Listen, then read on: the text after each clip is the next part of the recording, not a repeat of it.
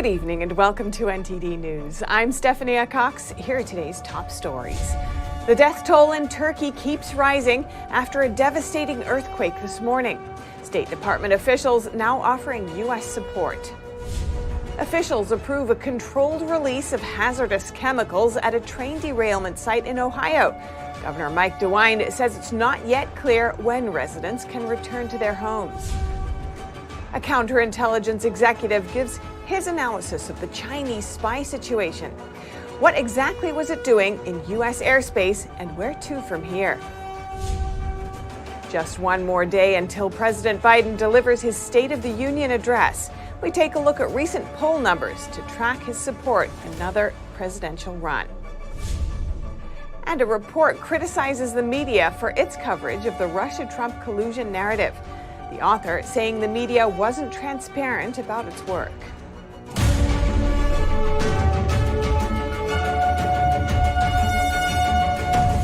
At least 3,500 people are dead and at least 10,000 are injured in Turkey and northern Syria. That's after two massive earthquakes hit the region this morning. The 7.9 magnitude quake hit in the early hours of Monday morning. It was felt in several provinces in Turkey as well as in neighboring Syria.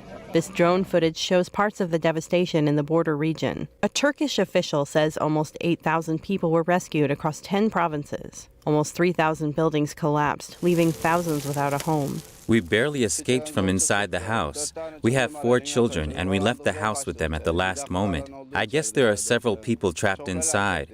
It was a huge disaster. Our situation is very bad here. We are waiting without water or food. We are in a miserable state. The U.S. Department of State says it's already in contact with Turkish officials offering support. The Department of State is in close contact with our Turkish allies and our humanitarian partners, and our initial assistance response is already underway. We are determined to provide any and all assistance to help those affected by these earthquakes. The State Department also offered support to Syrian officials. Turkey's health minister, along with the country's president, declared 7 days of mourning. We are in immense sadness. I wish God's mercy on all our citizens who lost their lives, and I wish our injured a speedy recovery. My condolences to our people. Many aftershocks rocked the two countries since the initial quake Monday morning. In the first 11 hours, the region felt about a dozen significant aftershocks with a magnitude of at least 5. A second quake with magnitude 7.5 also hit about 9 hours after the first and was likely related. The border region between Turkey and Syria sits on top of major fault lines and is frequently shaken by earthquakes. Around 18,000 were killed in similarly powerful earthquakes that hit northwest Turkey in 1999. And back in the U.S., Ohio plans to begin a controlled release of hazardous chemicals after a train derailed in a village near Pennsylvania. Governor Mike DeWine said he hopes the release will avert a catastrophic explosion. Train cars carrying hazardous materials derailed Friday, causing an inferno that's burned for days. Governors of both Ohio and Pennsylvania ordered immediate evacuations for a 1 mile by 2 mile area surrounding East Palestine on the eastern edge of Ohio. The rail company estimates the controlled release of chemicals could burn for 1 to 3 hours. DeWine said it's not clear when residents will be able to return to their homes. And new details emerge about the Chinese spy balloon as the U.S. recovers its debris from the sea's surface. NTD's Iris Tao has the latest on what the Pentagon and the White House are saying. After the U.S. shot down a Chinese spy balloon on Saturday, Navy ships are now collecting its debris in an area that's roughly 15 football fields in size. And Beijing is now accusing the U.S. of attacking what it calls a civilian airship. But the U.S. National Security spokesperson reiterated today that the balloon was indeed conducting surveillance over sensitive military sites in the U.S. We certainly came into office aware that the Chinese were continuing this program of spy balloons, and that they were continuing to try to improve this capability, this military capability. And the State Department says The PRC knows precisely what this was doing over the United States. And I asked President Biden today if the U.S. can trust China when it comes to the balloon. Can we trust it on other things? Here's what he told me. Can you trust it on other things now? question of the balloon and attempting to spy in the United States is something that's anticipated in China. The question is whether or not, when you ask China what they're doing, they didn't deny they had the balloon over it. Denied that it was. It's not a question of trusting China. It's a question of deciding where we can work together and where we have opposition. Mr. President. While Democrats say Biden did the right thing at the right moment, some GOP lawmakers are calling Biden's response weak. And Congressman Joe Wilson is even calling for Biden to resign over what he calls a catastrophic Chinese spy balloon spectacle. Lawmakers are expected to receive classified briefings on the Chinese spy balloon in the coming days. Reporting from the White House, Iris Tao, NTD News. And earlier today, I spoke with counterintelligence executive Casey Fleming. He's the CEO of BlackOps Partners Corporation and shares his analysis of the Chinese regime's spy balloon. Casey Fleming, welcome to our show. Thanks so much for joining us. Thank you for having me. Now, Casey, you're a counterintelligence executive. You've been following the CCP and examining their actions for a long time. What can you tell us about the spy balloon incident? Well, first and foremost, the American people need to understand this is their aha moment. This is just like 9/11 and Pearl Harbor. Could they fly a balloon over the United States and breach our sovereignty and our security? They did. They absolutely did. So this is the aha moment where Americans wake up to the true CCP threat and to the seriousness that the CCP presents to the rest of the world, and specifically to the United States. This is also 2 levels up now on strategic risk to companies. Companies need to understand that their investments, whether it's supply chain, financial, or otherwise, are at extreme risk. We very well could be on the cusp of war, and this also goes for companies as well as government. They breached our sovereignty. It showed they were determining what our weakness is, and they're presenting that to the rest of the world as our weakness. That's part of their narrative that America is in decline. This is also out of Sun Tzu. War is based on deception. And what were they doing over our missile silos and nuclear capabilities and nuclear bases? In my professional opinion, I believe that they were tracking our satellite communications back and forth with our satellite. You can't get that through satellites. You have to get that on a lower orbit. So also, this could also be used, or balloons like this could be used for other delivery mechanisms that are very, very much more sensitive and serious from a nefarious standpoint. The other piece of it, balloons travel at a very slow rate. This one in particular seems to have the capability to loiter as long as it wanted, or do as much time they wanted over target, and then follow the jet stream where that took the balloon. So the debris field on a balloon is much limited because it's traveling much slower than other objects in the atmosphere. So when they finally did shoot it down over the East Coast, it was a 7-mile debris field. So think about that. Did we have a 7-mile debris field through its entire track across the continental U.S.? You bet we did. In a lot of cases, we had 1,000 miles or more of a radius where we could have shot that balloon down, especially when it entered U.S. airspace in the Aleutian Islands. Any more information on this? People want to follow this? We connect the dots for them. Follow our company page on LinkedIn. You spoke about the message that this incident is sending to the Chinese people. What kind of message do you think it's sending to the regime? To the regime, it just reinforces their thought that the United States is weak. We're slow to respond. They can walk all over us because they're the new dominant player on the world scene, and they have every intention of replacing the United States. And this is one element of that. Right. Now, why do you think the U.S. didn't shoot it down sooner? I think it caught the U.S. by surprise. The reason it wasn't shot down is that we really couldn't believe that it happened, and we were caught flat-footed from a military perspective. I will tell you my personal opinion that there's no way that a U.S. balloon would ever fly anywhere near China. And if you look back into, I believe, 2001, the Hainan Island incident, a Chinese fighter pilot forced a Navy reconnaissance plane down out of international airspace onto Hainan Island. So you can see even way back when that the CCP overstepped into international airspace and forced down a U.S. Navy plane. A U.S. balloon would never be allowed anywhere near Chinese airspace. And so what do you think should happen now? I think the American people as individuals need to understand really what this true threat is. I get asked this all the time, Casey, what do you think this is? And I'm like, this is World War III. This is what World War III looks like. You've got China, Russia, Iran, North Korea, and Pakistan, along with the Taliban, aligned against the United States and the free world to defeat democracy and reestablish a new world order of total control, surveillance, and punishment if you don't follow their rule. That means that's what's on the table for the American people, and their children and their grandchildren. So the American people need to wake up. They need to hold their government accountable and say, you need to help protect us and stop the nonsense here. And China's already drawn the line in the sand by many, many different times. This is just drawing the line even closer in the sand by sending a communications satellite through the United States.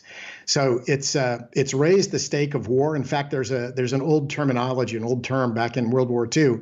When the balloons launch, that's when we have an airstrike when it's coming. So the balloons have launched. The balloons are lifting, and it's actually ironic that this is the issue that's at hand.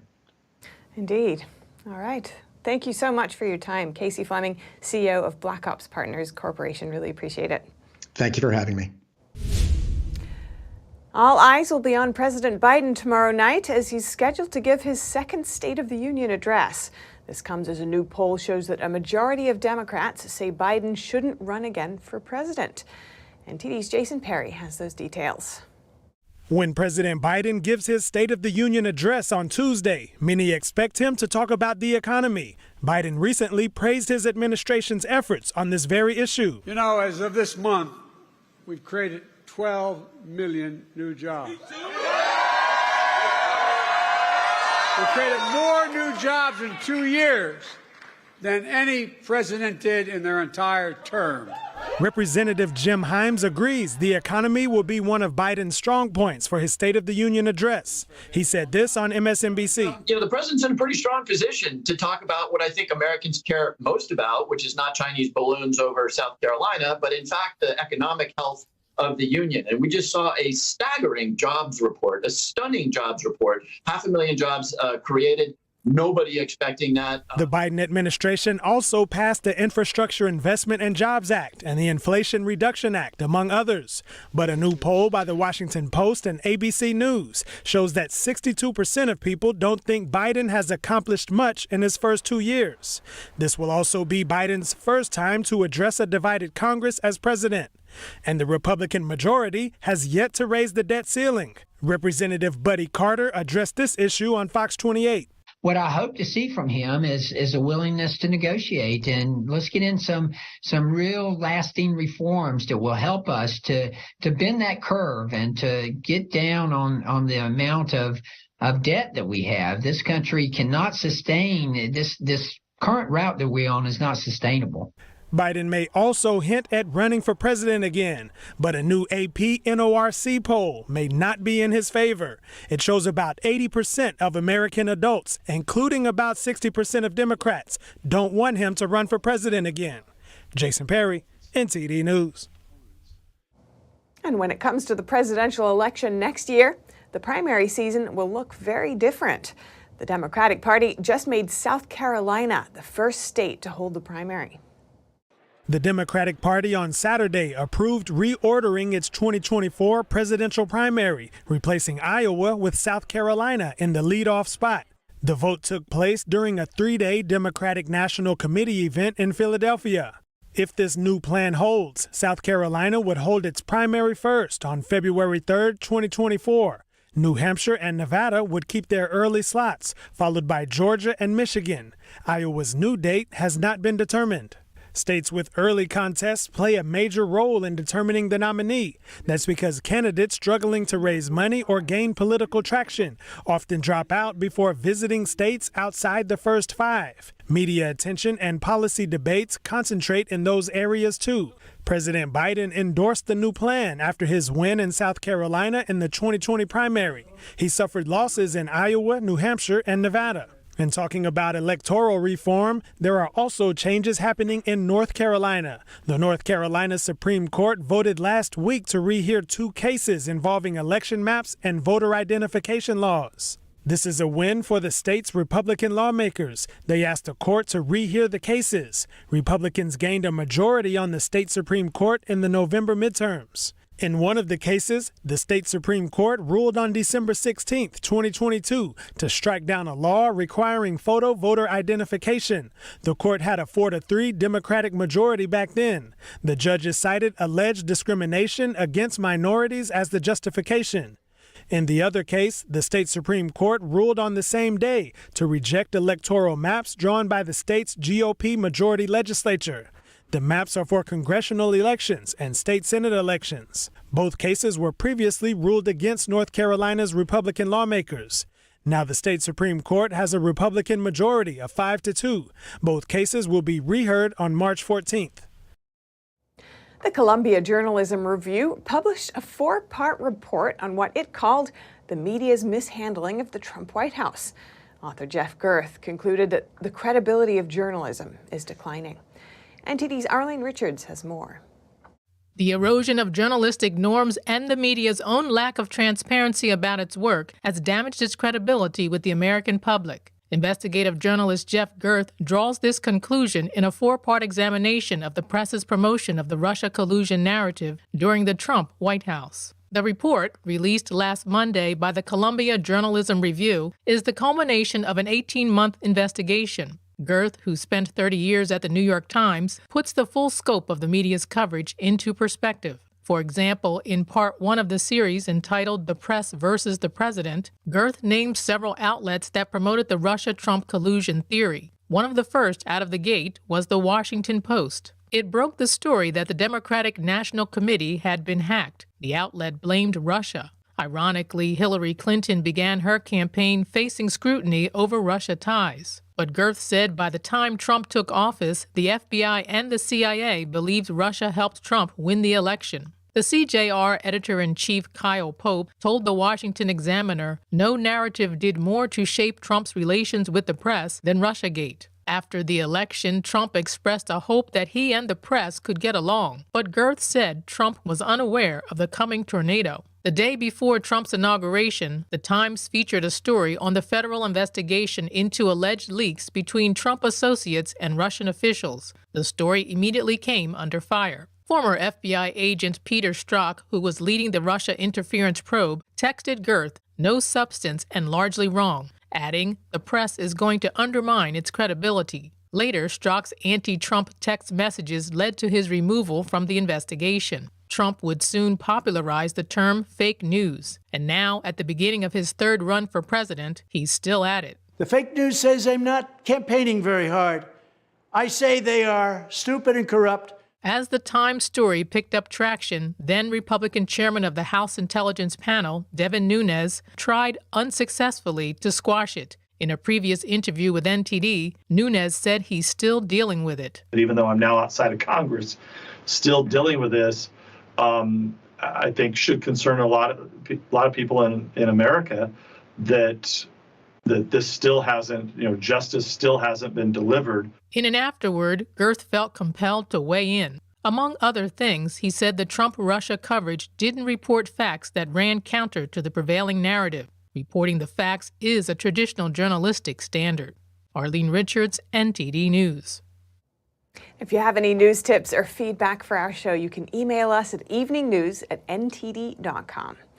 And coming up, Fox says they've sold all their Super Bowl commercial spots in advance of Sunday's game. Find out how much airtime $7 million gets you. San Francisco held an event to showcase rare books. NTD's Jason Blair went to see what the exhibitors had to offer.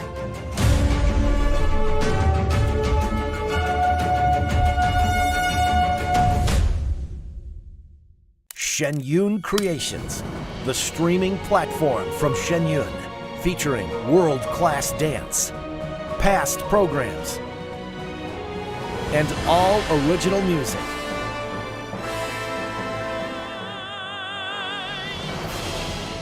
Masterclasses, behind the scenes, comedy, and more.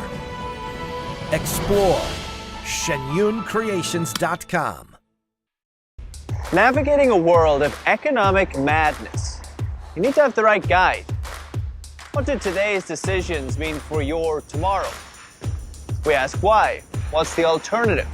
Uncover the deeper reasons and the hidden influences, and highlight the real opportunities for profit. At NTD Business, we connect the dots for you. Good evening. Thanks for joining us. NTD Business. I'm Paul Green.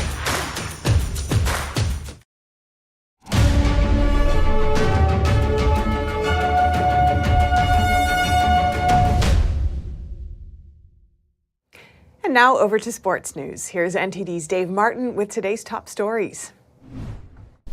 Thank you, Steph. With the Super Bowl on Fox just days away, the network has announced they've sold all their Super Bowl ad space, with some 30-second commercials commanding more than $7 million. Now, most spots went for between 6 and 7 million, as viewership typically reaches an audience in excess of 100 million people. Last year, NBC said their highest spot went for 7 million, up from the 6.5 million in 2021. And while last year's Super Bowl was known as the Crypto Bowl, as 4 different cryptocurrency companies ran ads, this year will be different. After the collapse of XTX in November, there's no crypto companies in the lineup. Instead, alcoholic beverages will dominate the night, as Anheuser-Busch gave up its exclusive alcohol deal, paving the way for others to join in. The Super Bowl airs Sunday evening, starting at 6:30. And in college basketball news, Purdue retained their #1 ranking in the AP poll today, despite losing at Indiana on Saturday. The Boilermakers, who were a unanimous #1 team last week, garnered 38 of a possible 62 #1 votes. Behind them, Houston moved up a spot to second, followed by Alabama, Arizona, and Texas at 5. Tennessee, meanwhile, fell 4 spots to #6 after their loss to Florida. They're followed by UCLA, Virginia, Kansas, and Marquette at 10. And for your sports viewing schedule tonight, the NBA has 8 games on tap, including what will soon be a new-look Mavs squad that reportedly traded for Kyrie Irving to pair with Luka Doncic. They play Utah tonight, while Irving will reportedly make his team debut Wednesday night against the Clippers. And finally, for you hockey fans, the NHL All-Star break is over, as 6 games dot the schedule tonight, featuring one of the hottest teams in the league, the New Jersey Devils, hosting the Vancouver Canucks. And that's it for your sports news today. Steph, back to you. Thanks, Dave. And lastly, rare books, photos, maps, programs, and more were on display at Rare Books San Francisco for 3 days over the weekend. NTD's Jason Blair got a chance to speak with some of the exhibitors and see what they had to offer. I'm here at the Rare Book Fair in San Francisco. There are 3 floors with 60 exhibitors from around the world showcasing collectible books, magazines, photos, and other hard-to-find publications. The event is called Rare Books San Francisco, and it's the first time in a decade that the city by the Bay has hosted a Rare Book Fair. It's an amazing opportunity to see so much historic material all in one place. You get to talk with the experts who are dealing with the materials, and you can even take some home with you if you'd like. At the front, there was a display of prints and historical photos related to the host city, like this original program from the 1936 opening of the Golden Gate Bridge. It's great because it opens up in the center with a panorama of the bridge. This next autographed rare find is one of only 500 copies made and goes for $335,000. So here we have the true first printing of J.K. Rowling and Harry Potter and the Philosopher's Stone. So in America it was known as the Sorcerer's Stone, but actually in the UK it was published as the Philosopher's Stone. Then going further back in time is this ritualized copy of Mahayana Buddhist Sutras. It's a manuscript in Japanese from the Nara period of Japan. It's from the 8th century, so in the mid-700s, and it's just actually preserved in extraordinary condition. One area that bookseller John Windle specializes in is English poet and artist William Blake, one of the best-known names in English literature after Shakespeare. This, for example, is classic. This is absolutely classic Blake style watercolor treatment, where he uses these particular colors and brush strokes in a way that was unique to him at the time. Rare Books San Francisco partnered with the Book Club of California, which was established in San Francisco in 1912. It aims to preserve and promote the history of books, book arts, and the history of California and the West. Jason Blair, NTD News, San Francisco. And that's all for today's news. Thanks for tuning in. I'm Stefania Cox. Good night.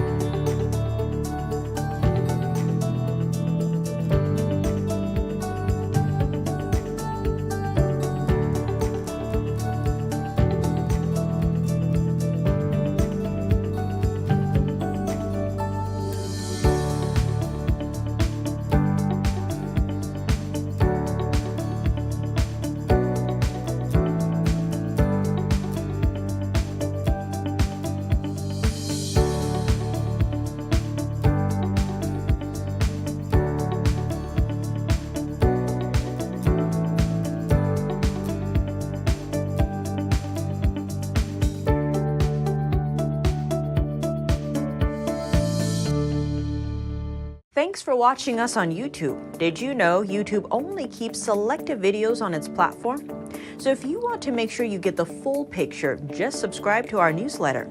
Go to newsletter.ntd.com and sign up. It's free.